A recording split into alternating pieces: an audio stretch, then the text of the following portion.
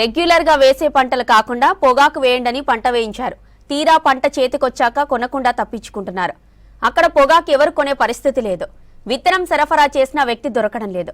సంగారెడ్డి జిల్లాలో పొగాకు పంట పండించిన రైతులు కొనేవాళ్లు లేక పడుతున్న ఇబ్బందులేంటో తెలుసుకుందాం.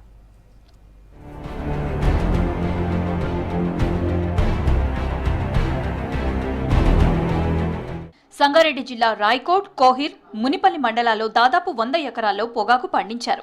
2 ఏళ్ల క్రితం ఓ దళారి వీరికి పొగాకు పండించమని సలహా ఇచ్చి విత్తనాలు సరఫరా చేశాడు. కానీ పంట కొనడం ఆపేశాడు. దీంతో ఇప్పుడు పంట చేతికొచ్చింది కానీ కొనేవాళ్లు లేక రైతులు చేలల్లోనే వదిలేస్తున్నారు. పొగాకు పంట వేస్తే క్వింటాల్కు 13,000 రూపాయల చొప్పున కొనుగోలు చేస్తామని మొదట రైతును నమ్మించారు.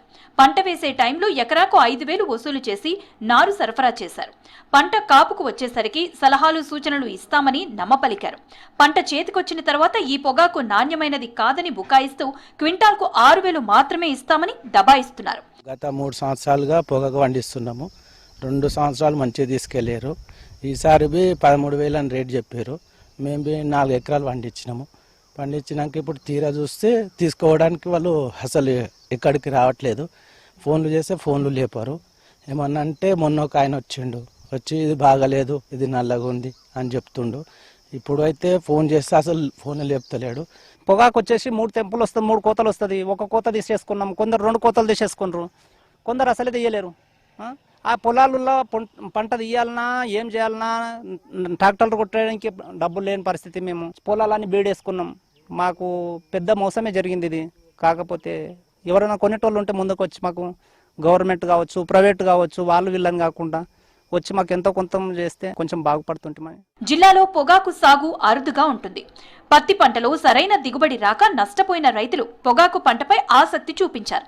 ఈ క్రమంలోనే రాయకోడ్ మండలంలోని అల్లాపూర్, ధర్మాపూర్, ఎన్కేపల్లి, ఔరంగనగర్, కోహిర్ మండలాల్లోని పైడిగుమ్మల్, చింతల్గట్టు, కవెల్లి, వెంకటాపూర్, మునిపల్లి తదితర గ్రామాల్లో రబీ సీజన్లో 100 ఎకరాల్లో పొగాకు సాగు చేశారు. పండించిన పంట అటు ప్రభుత్వం కొనక ఇటు దళారులు మోసగించడంతో ఆందోళన చెందుతున్నారు. రైతులు చాలా మంది వేసినోళ్ళు చాలా మంది మా దగ్గర ఉన్నారు. ఇంతకు ముందు ఈల్డింగ్ బాగుంది కాబట్టి ఇప్పటిదాకా బాగానే ఇచ్చిండ్రు. ఇప్పుడు పంట అయితే అయింది, దాన్ని కొనడానికి ఎవరు వస్తలేరు.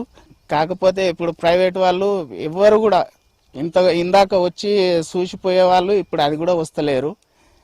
మాకైతే ఇప్పుడు దానికి పరిష్కారం అయితే కావాలని అనుకుంటున్నాం. ఎకరాకు వచ్చేసి 50-60 వేల ఖర్చు ఉంది. లేబర్కు చాలా డబ్బులు పెట్టినాము. ఎకరాకు ఒక 70-80 వేల పెట్టుబడి పెట్టి వేసినాం సార్.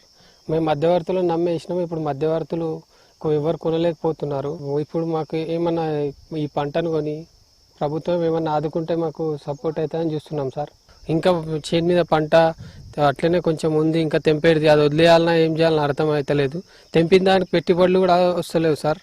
ఇదేమన్నా కొనుక్కొని మాకు ప్రభుత్వం ఆదుకుంటే మేము కొంచెం బాగుపడతామని చెప్తున్నాం. చేతికొచ్చిన పంటను కొందరు రైతులు కోయలేకపోతుంటే మరికొందరు కోసిన పంటను పొలాల దగ్గరే నిల్వ ఉంచారు.